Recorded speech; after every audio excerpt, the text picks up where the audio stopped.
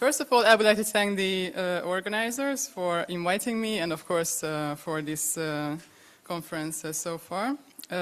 Before I start my presentation, I would like to say that I'm an architecture historian, so I'm going to give my talk from the perspective as an architecture historian. And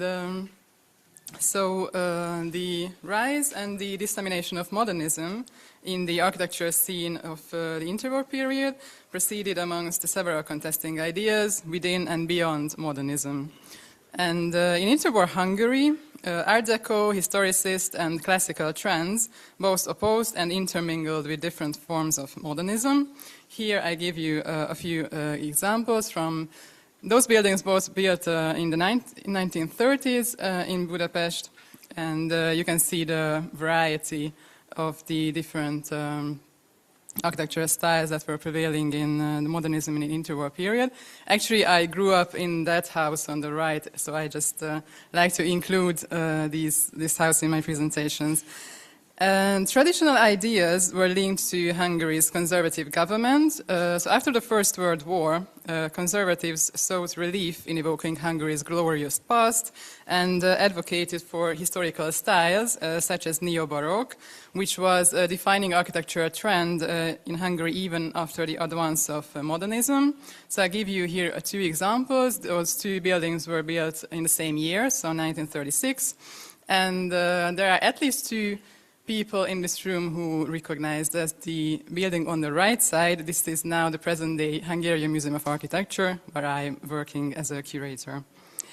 But I won't be talking specifically about buildings, but mostly about the architectural media. So the complexity of modernism manifested in, of course, both the built environment and the discursive space. And the leading architectural journal of interwar Hungary was Tér és Forma. It means space and form in English. This was a monthly periodical published between 1928 and 1948. And between 1928 and 42, it was edited by the architect Virgil Birbauer, who acted as the magazine's principal voice and content provider. And Tér és Forma was launched with the intention to disseminate modern architecture and to advance architectural culture in Hungary. It had an international scope, and Birbauer's major aim was to show the best examples of international architecture to his major readership, so architects and clients in Hungary. And of course, he also continuously covered and commented on the latest examples of Hungarian architecture. And in sourcing the content, Birbauer relied on three major factors. The first was his continuously broadening international network of professional connections, which can be studied via his vast correspondence of almost 900 letters, which is now held in the Birbauer archive of the Hungarian Museum of Architecture. The second source was Birbauer's travels, and the third was the books and periodicals he consumed. The content of Tér és Forma mirrored Birbauer's nuanced concept of modernism, which focused not on radical innovation, but on architecture adjusted to location and inhabitants' needs. He therefore embraced the merits of historical and also vernacular architecture and pointed out the relevance of several ideas inherent in such architecture to modernism. Birbauer was born into a family of architects and engineers. So between 1911 and 1915, he studied at the Technische Hochschule in Munich, and also he attended art history classes at the University of Munich under Fritz Burger and also Heinrich Wölfflin. And his studies, both at the Technical University and also at the university, informed his knowledge of architectural history at a very early age.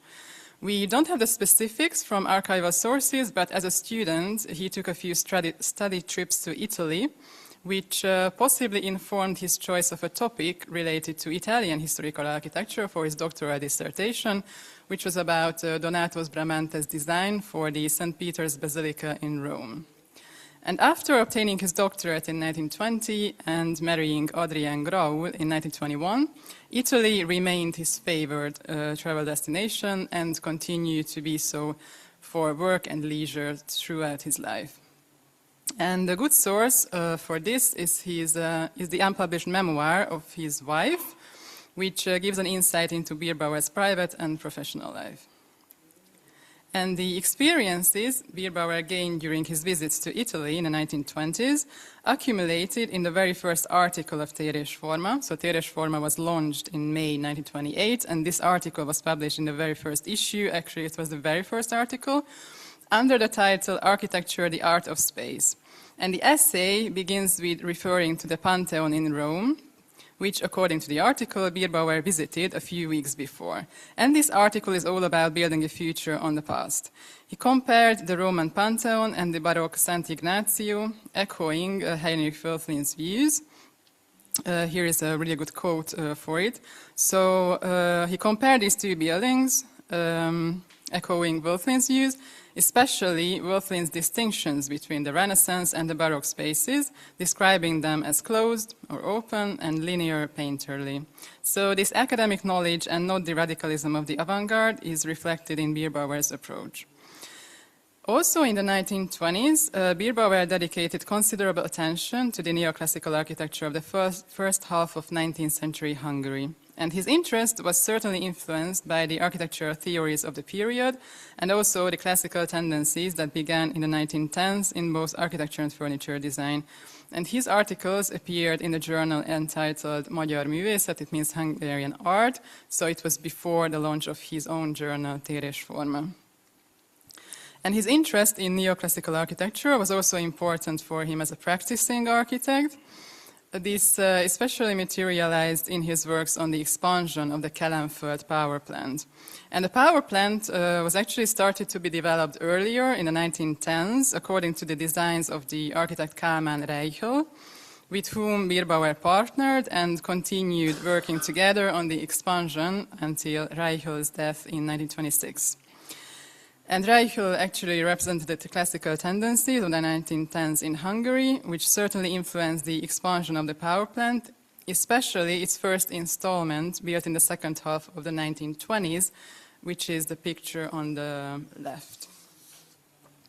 And also, Bierbauer took an extensive study trip in 1927 to Germany in connection with his participation in the International Congress of the Comité Permanent International des Architectes. This conference was held in the Netherlands in the early autumn of 1927. But on his way there and back, he and his colleagues took a study trip to Germany and also in the Netherlands. You can see them in a car in front of the cathedral in Köln. And they traveled all around Germany, and one of the major influence was on Bierbauer at that time, so the end of the 20s, was Fritz Höger's brick architecture. Of course, it represented the expressionist brick architecture of northern Germany. So these experiences reinforced Bierbauer's belief in his own progress with brick architecture in Kelenföld. And the other distinctive appearance of a kind of modern classicism in Bierbauer's work was the competition drawings for Budaörs Airport in Budapest in 1936. So very much unlike the built structure, you can see it on the bottom, which was a streamlined, stripped building. The competition drawing, authored solely by Bierbauer, bears the characteristics of kind of a modern classicism. And now I'm heading towards his work as an editor. So Bierbauer's nuanced concept of modernism also appeared in Forma. And also the content and also his correspondence equally included the big names of modern architecture, such as Aalto, Breuer, Gropius, Le Corbusier, Neutra, Aud, Giuseppe Terragni, and also some lesser-known representatives, such as Giuseppe Capponi, Niels Einar Eriksson, Karel Honzik, Heinrich Lauterbach, Peter Meyer, and Karl Weidemeyer. And amongst the Hungarians, both the representatives of the left-wing radical avant-garde and more moderate modernists were publicized in Forma. So, for example, in 1932 and between 1934 and 1937, Bierbauer gave the Hungarian SIAM group, so the Hungarian chapter of the Congrès International d'Architecture Moderne, the opportunity to compile at least one Forma issue per year, covering solely their works of their members or associated colleagues. So among the members of the Hungarian SIAM group, the first delegate Farkas Molnár, who was a Bauhaus-trained architect, and the second delegate, József Fischer, were the most influential with regards to Hungarian modern architecture, which was, of course, reflected in the architectural press, especially in Téres Forma. Birbauer became associated with the Hungarian section of SIAM only in late 1936, when he began contributing to their working group. He participated in a first SIAMost meeting in Budapest, which was held in the beginning of 1937. You can see the picture on the right. And the correspondence between Birbauer and the Hungarian architect Fred Forbát, who also spent some time in the Bauhaus with Walter Gropius. So their correspondence reveals why Birbauer kept a certain distance for many years from the SIAM group, so especially in the early 1930s. Because Birbauer disapproved of the dogmatism of how Molnár and the others approached the development of modern architecture, instead he favored a more humanistic attitude, prioritizing the ways of adapting to climatic and other local conditions, which were represented, for example, by Forbát's houses in Pécs, which is a city in southern Hungary. So facing criticism from both left and right, Birbauer gave lengthy arguments about his principles, and sometimes feeling the need to explain why he published certain buildings. This was the case with the coverage of this building, which is the hospital building of the Private Employees Insurance Institute in Budapest, designed by architect Dezső Hültl. And Birbauer explained why he knew the building's forms didn't comply with the latest, most progressive architectural trends, but it was one of the most up-to-date hospital complexes. So in this sense, it was more progressive than it would have been with modern forms, but without its functional novelties. Hültl himself was a notable practitioner of moderate modernism. His notable apartment houses from the interwar period can be considered as aligned with a moderate modernism while still preserving classical characteristics. In the 1930s, and especially in the second half of the 1930s, Budapest was hallmarked by the extensive development of apartment houses, commissioned mostly by private investors, housing cooperatives, pension institutions, insurance companies, savings banks, and corporations. Specific formal characteristics, decorative elements or the lack of them, and the materiality of these houses all attracted tenants from specific social groups. Generally, the rather moderate modern housing of the 11th district of Buda, so the Buda side of Budapest, was most appealing to Christian intellectuals and civil servants, while the clean, streamlined forms and the extensive use of chrome and glass were most pronounced in Újlipótváros, which is a district in Pest, where the Jewish and liberal intellectuals were concentrated. And Téres Forma covered all these developments. And this building along the Danube riverbank is a kind of a building where modernism and classicism kind of met. So the more restrained limestone-covered Danube-facing facade on the right is a fine example of modern classicism, while its lobby represents a luxurious, streamlined modern approach. And this is a contemporary photograph. So I try to be quick. So this was all about Hungary, but also, as I said, Téres Forma covered international modern architecture too. I will focus on Italy now. In the room there are some people who are much more knowledgeable about Italy and modern architecture than me. So it's nice to hear all of your lectures.